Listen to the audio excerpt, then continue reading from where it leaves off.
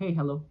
আইপিএলের আর মাত্র ১০ দিন বাকি আছে। এখন পর্যন্ত কিন্তু দলগুলো নিয়ে অনেকের অনেক ধারণা নাই। তবে আমি আজকে থেকে দলের পরিচিতি দিতে চাই। আজকে কথা বলতে চাই পাঞ্জাব কিংস টিমটাকে নিয়ে।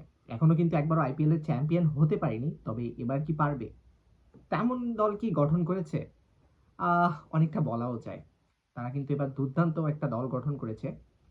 তো তাদের বিদেশি লাইনআপ এবং যদি বোলিং লাইনআপ দেখি, তবে সেটা কিন্তু দুর্দান্ত। তাদের অলরাউন্ডার আছে, বিশ্বমানের অনেকগুলো অলরাউন্ডার আছে, যেটা তাদের সবথেকে বড় স্ট্রেংথ বলে আমি মনে করি।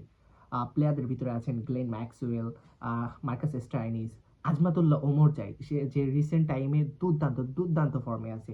সুতরাং বলা যায় যে একটা কিন্তু দুর্দান্ত সিজন কাটতে চলেছে পাঞ্জাব কিংসের। তারা কিন্তু ক্যাপ্টেন হিসেবে শ্রেয়াস আয়ারকে নিয়েছে, ডিফেন্ডিং চ্যাম্পিয়ন কলকাতা নাইট রাইডার্সের ক্যাপ্টেন ছিল, তাদেরকে কিন্তু শিরোপা জিতিয়েছে।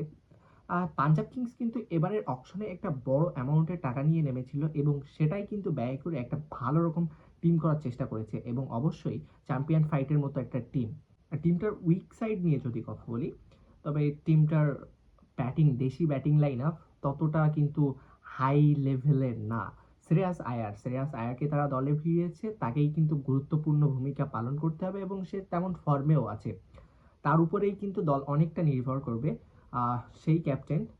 সো আমরা যদি একটু প্লেইং 11টা সাজানোর চেষ্টা করি, শুরু থেকেই কিন্তু আমাদের সেই দেশীয় লাইন আপ দিয়ে শুরু করতে হচ্ছে, কারণ ওপেনিংয়ে খুব বড় নাম কিন্তু নেই।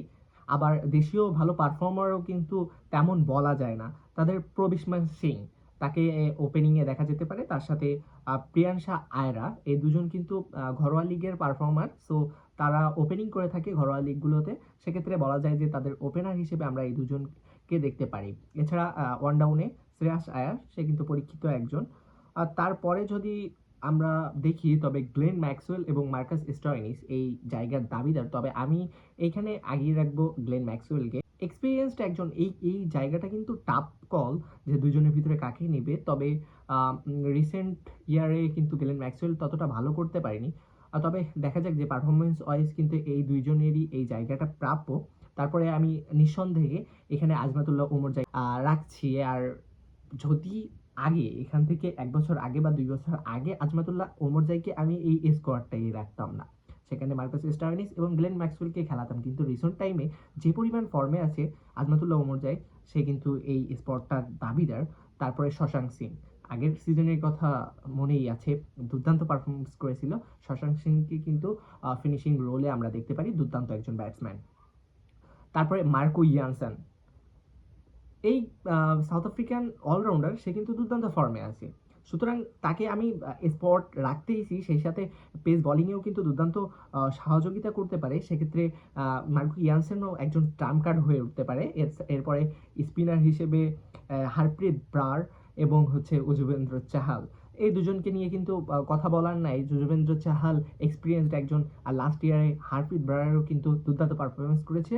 এরপরে আরও একজন পেস বোলারকে আমি যদি অ্যাড করি, আশদীপ সিং এবং লকি ফার্গুসনও তাদের স্কোয়াডে আছে। তবে লকি ফার্গুসন ফুল ফিট এটা বলা যায় না।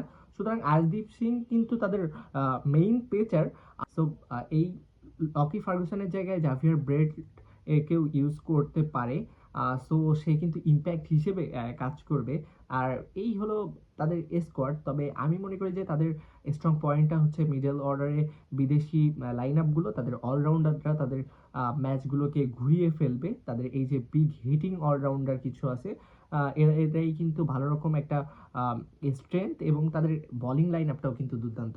পেস বোলিংয়ে নেতৃত্বে লকি ফার্গুসন, আশদীপ সিং, আজমাতুল্লাহ ওমরজাই বল করতে পারে, হেল্প করতে পারবে মার্কাস স্টোয়নিস, মার্কো ইয়ানসেন বল করতে পারে। সুতরাং এই টিমটা এবারে তো ফাইট দিতেই পারে। তবে ব্যাটিংয়ে আমি তাদের ঘরোয়া পারফরমারদের নিয়ে এখন কতটা কথা বলার নাই, কারণ তারা কেমন করবে কিছু সেক্ষেত্রে দেখার বিষয় যে পরবর্তীতে কি করে।